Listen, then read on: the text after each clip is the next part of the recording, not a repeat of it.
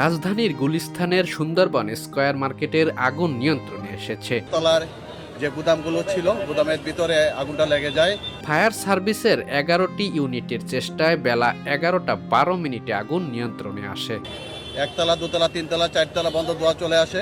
এর আগে আজ শনিবার 2 আগস্ট সকাল 10টার দিকে আগুন লাগার খবর পায় ফায়ার সার্ভিস। আমাদের ফায়ার ফাইটাররা অত্যন্ত রিস্ক নিয়ে, বিডিং অ্যাবার্ডার্স করে অত্যন্ত ঝুঁকি নিয়ে।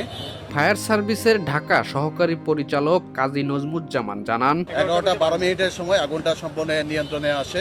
সকাল 10টায় গুলিস্তানের সুন্দরবন স্কয়ার মার্কেটের 5ম তলায় আগুন লাগার খবর আসে। কিন্তু ফায়ার সার্ভিসের সঠিক সময়ে সঠিক সিদ্ধান্তের কারণে অনেকগুলো দোকান রক্ষা পায় এবং বড় ধরনের ক্ষয়ক্ষতির হাত থেকে রক্ষা পায়। এরপর 10:03 প্রথম ইউনিট ঘটনাস্থলে পৌঁছে আগুন নিয়ন্ত্রণের কাজ শুরু করে। পুলিশ, সেনাবাহিনী থেকে শুরু করে অন্যান্য আইনশৃঙ্খলা যারা বাহিনী ছিলেন, তারা চেষ্টা করছেন যে তাদেরকে বের করে দেওয়ার জন্য। মোট 11টি ইউনিট আগুন নিয়ন্ত্রণে কাজ করেছে। আপনি কি প্রবাসে গিয়ে স্বাবলম্বী হতে চান?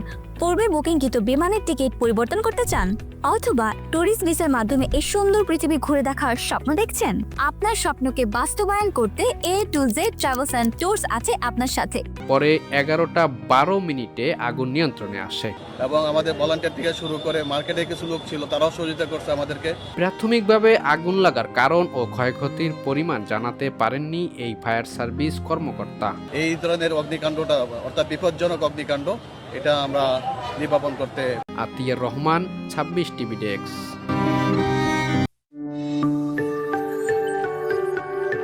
26 টেলিভিশন, মাতৃভূমির বন্ধনে।